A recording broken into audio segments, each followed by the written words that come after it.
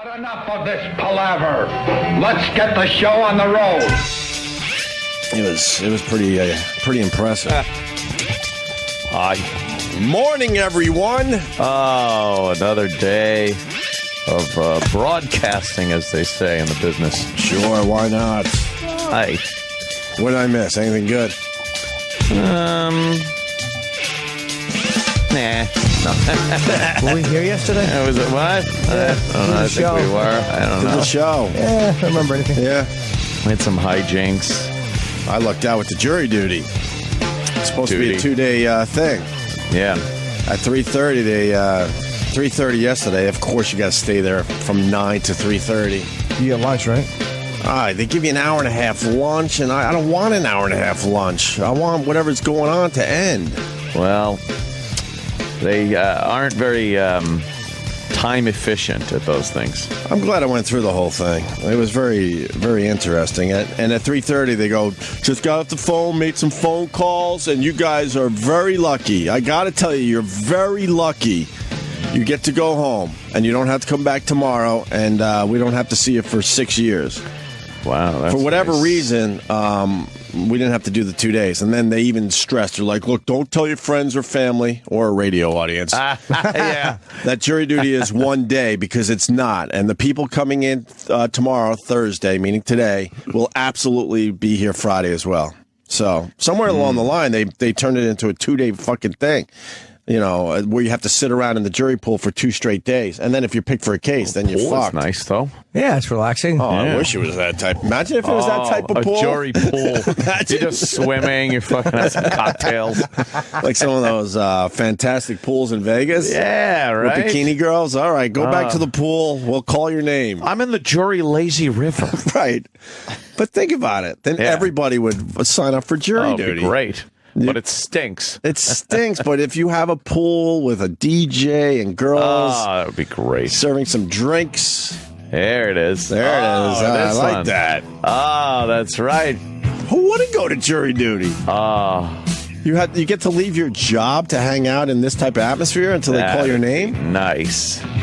Yeah. Instead of the germ-infested room where everyone was coughing, itching, scratching, sneezing. little tuberculosis going on in there. A lot of rubbing and Tuberculosis. sneezing going on.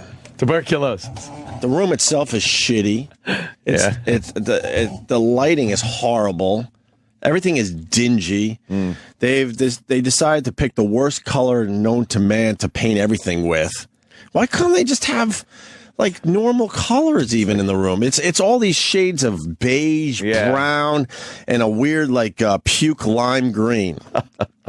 Why? Why do they have to make it so miserable? Why can't Depressing. Why can't they pump it up a little bit? Why can't they have TVs on?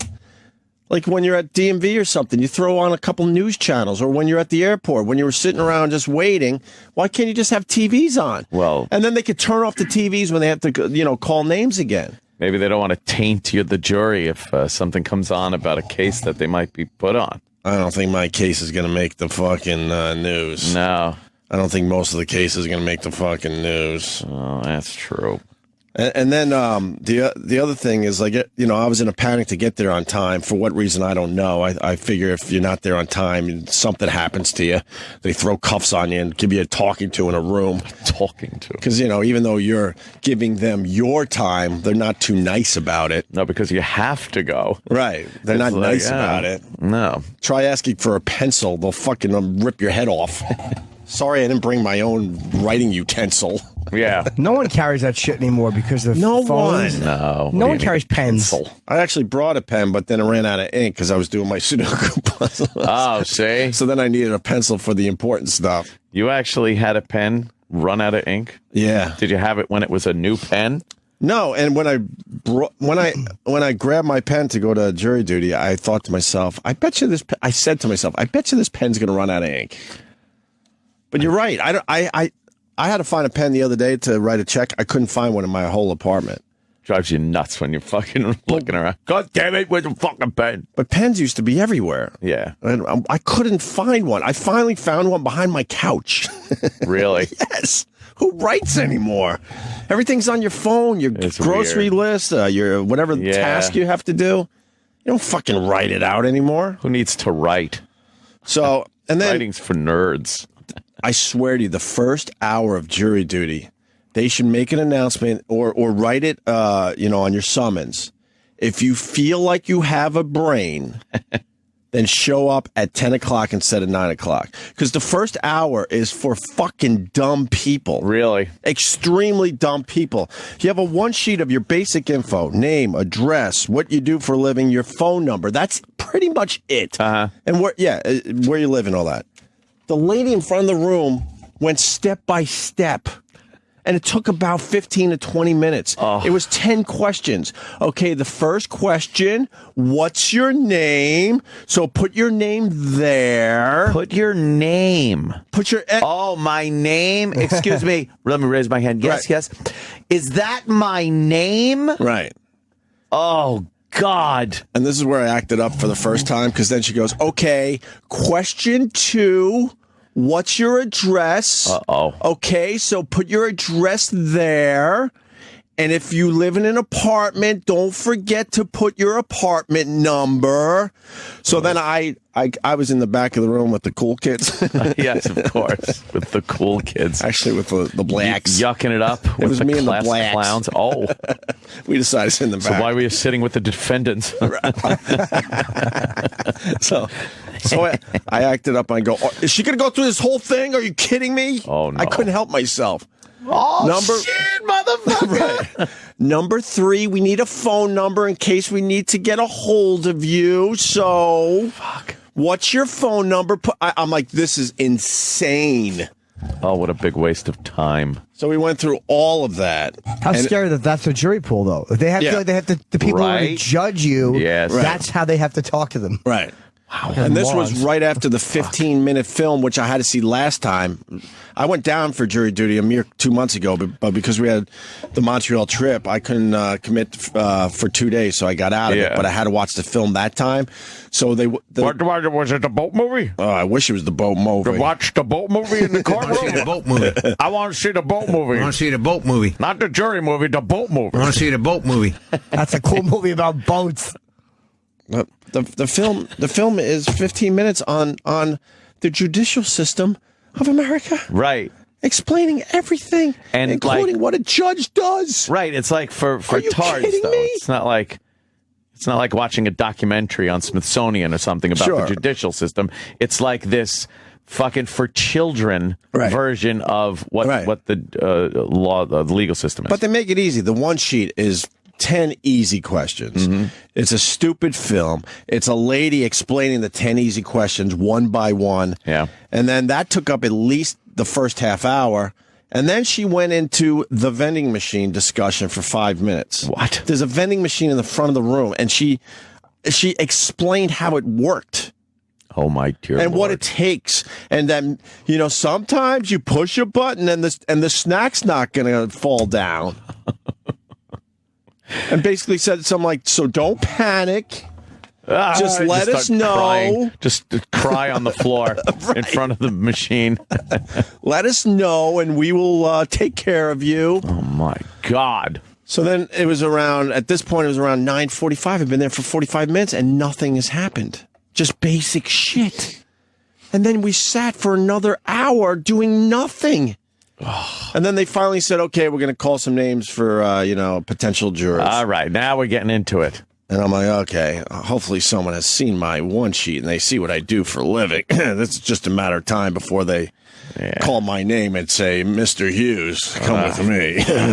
Come through these golden doors. Come here to the special section where we treat you like the king you are can't have and a get you star out of of your here. Right. Yes. Because, we do have special jobs. We know that. But it's also very hard to kind of point that out to people. You don't want to be the dick that goes, excuse me, Excuse me. I think I'm in the wrong place today. Excuse me. So, you don't want to, you're hoping they notice. No. Quickly, when I was called last year, I guess it was. Yeah. Not even a year ago. It was in Nassau County, and I went. So it was the same experience, more or less? No, I didn't even get to that point. I went immediately for the I don't want to be here thing. Right. By walking into the courtroom, walking up to the guy, the security guy, right, the cop, whatever he is at the front, and saying, "Excuse me, do you have a place where I could voucher my pistol?" And the guy's like, now he needs to know all the info. Of course. So, a pistol? Well, you have. I got this. What do you have that for? Well, I'm a controversial radio personality. And I said, oh, who's that? And whisked to the Golden Room. You were? I didn't even have to sit through all that shit. I got to be honest with you. I kind of wanted to go through the process. Yeah, if you're going to you might as well, right? Because I love people watching. Love it more than anything. I could sit on a bench in New York City for hours. It's one of my. I mean, when you have to write down hobbies, yeah. I write people watching. Watching. I feel like it's my hobby. So, like, to get into a jury pool and go through the process, it was kind of, I didn't mind it at all. Oh man, you got the Golden Room though. Oh, I was like instantly. I was whisked away. Really? Whisked. So the room had at least, about 250 people, I guess. I'm not that great at figuring out, masses in a room. They called almost 200 names. And they didn't call me. And I'm like, okay, man. someone has seen my sheet. Now that there's only about 40 to 50 of us left in this room, now they're finally going to get to me and my special circumstances of being a radio legend. The room. Legend. Come on. I think we're at legendary status. Oh, yeah. And those people all had to go to another floor, and they were trying to get jurors for the Madoff trial.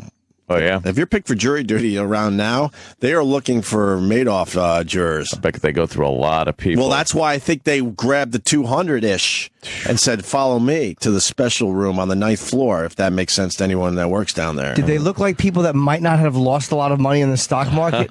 Maybe that's who they wanted to judge. Right. There was not a person in that room that looked like they were making money, including myself. I don't know. I guess the people that make money know how to get out of jury duty. Because no one had fancy threads on, man. None. So then, like, she goes, okay, you guys could take a break because we're not calling jurors for a while. So then you sign out and you walk around for a half hour. Oh, man. So now it's like, I don't know, what time was it? It was about 11. I still haven't done anything. It's 2 hours. Yeah, their time management stinks. And then I get back, I wait another hour, and then they finally call my name for a case in the side room. Like, the side rooms are like for, I don't know, basic cases. And the lawyer's opening statement, I tweeted about this yesterday, but I was seated as number 8 for potential jurors. So they were talking to the first 12. And then there was another 12 behind us in the same room. So as they knock you out, they would move the people up from the back. I think most people understand how this works. So I guess the case was his client. Can I talk about this? Sure. It's not my problem that I was picked for jury duty and I do a radio show. But basically the case is a guy is handicapped. He's already in a wheelchair and he gets hit by a car. Oof. Jesus Christ. What a stroke of luck. And I'm already thinking, I'm so not going to be on this case already because, that's how I lost my dad. So I know, and I said to myself, that's all I have to mention. Yeah. That's all I have to mention, that this has affected me personally, a car accident. I lost my dad to it. But I didn't get there yet. So I guess the judge, his opening statement, even though he's supposed to just try to figure out who he wants on the jury, goes... Judge or the lawyer? Lawyer, excuse me. The lawyer dramatically... like he's on Law and Order or something, goes, I gotta tell you guys, I wish I could do it how he did it. I gotta tell you guys, this case scares and frightens the hell out of me. And we all look like around the room like, ew. Yeah. The acting was horrible. Lawyers are bad actors. They're just horrible. Bad actors. They play off the fact that the people in there are morons for the most part. Right. So they do this over-the-top bullshit. But it has nothing to do with the case. He's just trying to figure out if we'd have an open mind. But that was his opening statement. The other lawyer who's got his legal pad and he's writing all sorts of notes, I see him stop writing and give the sideway glance. Some people would call it shade. Stink eye? Gave him some shade, like, what the fuck? And I noticed that as well. Maybe that was some tactic on his part. I don't know. Yeah. So then all of a sudden, he looks at me, this lawyer, after he gives this whole spiel, like it scares the hell out of me. And, my client, he can't work anymore because of this accident, and working was everything to him. And this really scares and frightens me. So then he looks right at me and he goes, what do you think about what I just said? I'm like, Oh, no. So I go, I got to tell you, sir, you were going for a moment there. And the acting was so over the top. Oh, no. I had to. Good, he asked you. I had to. Oh, I go, you were obviously going for an emotional thing. You're obviously trying to pull at our heartstrings. But I didn't believe it at all. I go, quite frankly, you made me really uncomfortable. Wow. I go, it didn't feel real whatsoever. I hear people snickering behind me. They're laughing. You've just really told him he stinks at his job. Well, And that probably wasn't what he meant when he asked you. He probably meant like the impact of a case. Right. No, don't dissect what I just did emotionally. You're critiquing me. Well, it gets worse. So he gives me fucking daggers. Like, now he's not this like lawyer like playing this part. He gives me daggers like, I fucking hate you. Oh, man. And it was so obvious. He gave me this look, and then he had to compose himself. And he composes himself, and then everyone started raising their hands and started going, I agree with that guy. I tainted the whole room. They're like, yeah, I agree with that guy. I also felt uncomfortable, but I know no one in that room is going to say it. I just know it. Yeah. So I go, yeah, you just made me so uncomfortable because it was just so over the top. It wasn't believable. You were going for an emotional moment. So then after he has to deal with everyone else's issues with what he said, he goes back to me because I started and goes, I just want to let you know, I'm really sorry that I made you feel that way. And he's back into the acting role. So I go, I got to add one more thing. I go, if you're, I swear to God, I said this. People on Twitter goes, there's no way you said this. I go, if you're so scared and frightened by this case, why wouldn't you step down as his lawyer to give this guy, a fair chance of winning? Ooh. More daggers. Yeah, he wouldn't have been more happy daggers. With that. And then he's like, obviously, and he starts stammering a little bit. You don't know all the facts in the case, and if you're picked for the case, which I knew at this point, there's no fucking way. You'll understand why I said what I said, and he starts getting I don't think I'm going to be on this case. He starts getting all pissy. Yeah.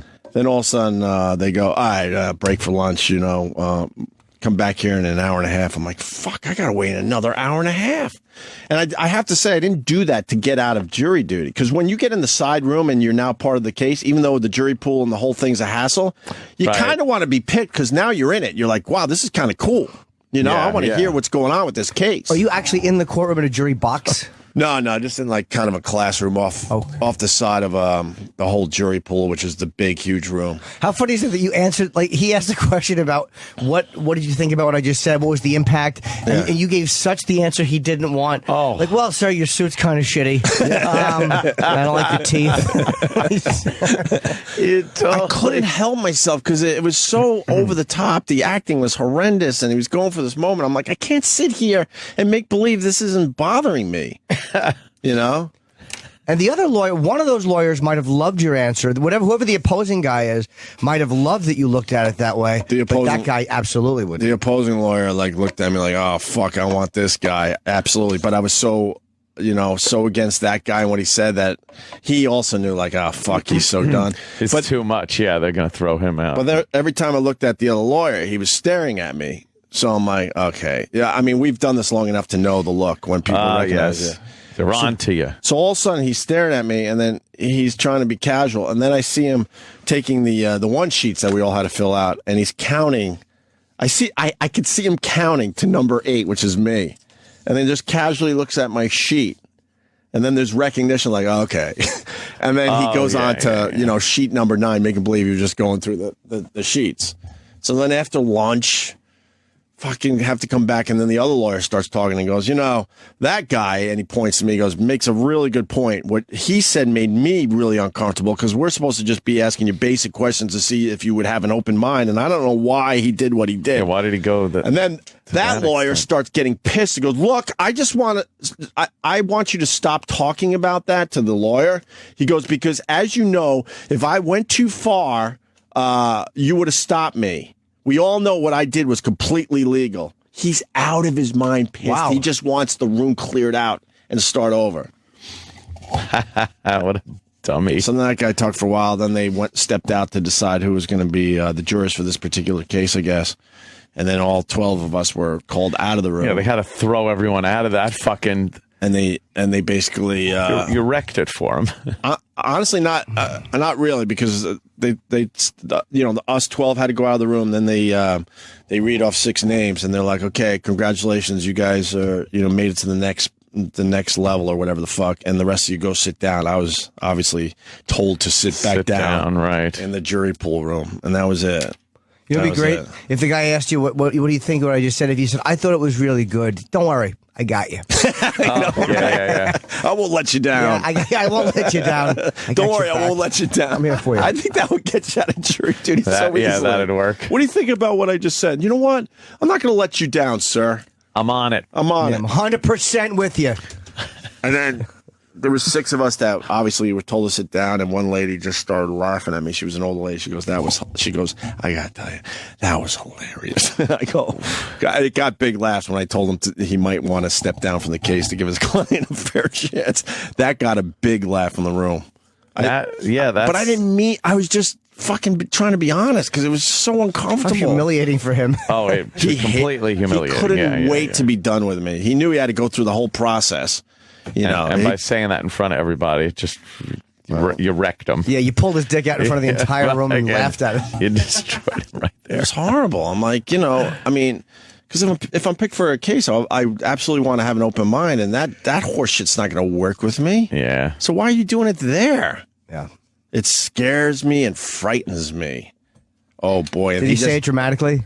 Over the top. Jimmy, his acting was over the fucking top. Rich Voss would kick his ass. You're scared, John? It scares me and frightens me. And he just kept giving me these little looks when he could. And I'm like, at one point, I kind of gave him a slight shrug, like, look, sorry, but I almost wanted to apologize to him, but you're not really allowed to talk to those guys. Oh, that would have been worse. Yeah. Like, I apologize. I made you look like a dick. Yeah. So in front of your peeps. And then the rest. Then I sat there for another 45 minutes, and they said, look, you guys are all done. You've served. We don't need you for a second day. I kind of liked the experience in general. It was kind of fun. Yeah. Yeah. If you're going to have to go down there, you might as well stay for the whole thing to see, Process. see how it works. Yeah. And then I befriended the black gentleman next to me, and because he couldn't, we had to fill out a census report, I guess. Not even your name, just like your age, where you live, and what's your okay. What are you? They want to know who's coming down there, I guess. And the black guy looks at me. He goes, "What's that?" I go, "I think it's some kind of dumb census thing." He goes, "Oh man, I forgot my glasses. Do you mind if you fill mine out for me?" Oh man. Oh my God. And he sort of sounded like that, so I'm kind of imitating him. I go, "No problem, brother." And I said that, brother. And then I filled it out, and I made a quick joke because he's so obviously black. So I go, birth date? He goes, blah, blah, 1950. I'm like, okay. And then I go, are you white? And I turn to him. He goes, oh, man, I love you. Oh, and he starts laughing really loud. I'm like, shh. He probably goes, oh, man, I love you. He probably all right. couldn't read or write. You think? Oh, yeah. I'm thinking to be completely fair, I think maybe he might have a tough time with words. I don't know. Dyslexic or something. And then he was telling me about his blown out knee and his hip. I'm like, oh my God, I don't care. Right. I like you and stuff, and we can hang a little bit, but I don't care. People. Jesus, let me go. No, you know what really gets people to stop is if they start to tell you a story like, I hurt my knee. If you go, oh, tell me more. Drink in every detail.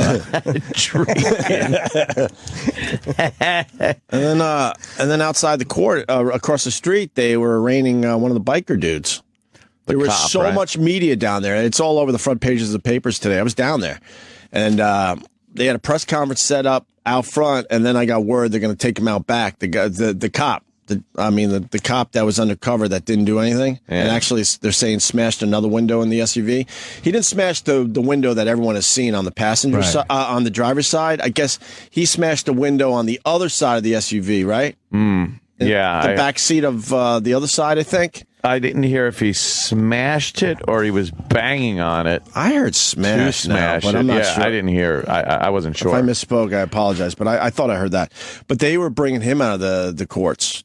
Yeah. And I got word, they're bringing him out back. And I went out back, and, I wasn't, obviously everyone knew. There was hundreds of people out there. I'm like, holy shit. And the energy when they bring one of those guys out, holy gets all fucking... Because they have to get him from the door to the car.